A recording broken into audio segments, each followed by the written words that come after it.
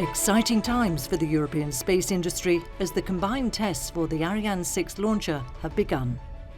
The objective of these tests is to verify and validate the compatibility between Ariane 6 and its dedicated Launchpad at Europe's spaceport in French Guiana. It's an essential dress rehearsal to prepare and train the teams before the rocket's inaugural flight.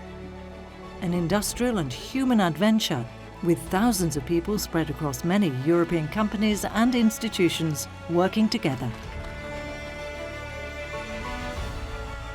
The Ariane 6 program is managed and funded by the European Space Agency ESA, with Ariane Group being responsible for the design and development of the launcher itself.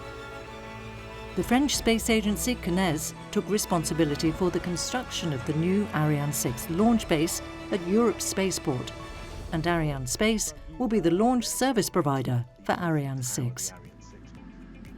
With the combined tests at Europe's spaceport, a number of milestones have been achieved over the course of the summer. In the new launcher assembly building, teams from Ariane Group, CNES and ESA completed an important step of the process, the horizontal mechanical and electrical assembly of Ariane 6's central core. A few weeks later, the rendezvous. For the first time since its conception, Ariane 6 was able to meet its launch pad. The doors of the launcher assembly building opened to let Ariane 6's central core through. It took about 20 minutes at 3 kilometers per hour for the launcher to cover the 800 meters separating the assembly building from the launch pad. The rocket was then lifted from its horizontal assembly position to its vertical position. Ariane 6 is the first launcher in the Ariane series to be assembled horizontally. It makes it easier for the technicians and helps save time and money on every launch.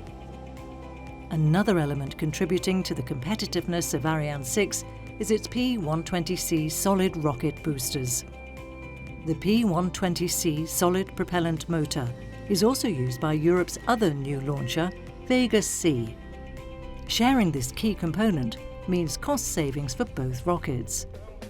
The P120C demonstrated its performance on the 13th of July with the successful inaugural flight of Vega C. But it's not only in French Guiana that testing of Ariane 6 continues. In the purpose-built test facility in Lampoldshausen, Germany, crucial firing tests of the upper stage engine will soon begin. Then the upper stage will undergo further testing at ESA's S-Tech Technology Centre in the Netherlands. Now only a few steps remain before the teams at Europe's spaceport can switch from the test models they're using for the combined tests to the flight hardware that will be used for the inaugural flight of Ariane 6. A first which will be followed by many launches, continuing Europe's heritage of independent access to space.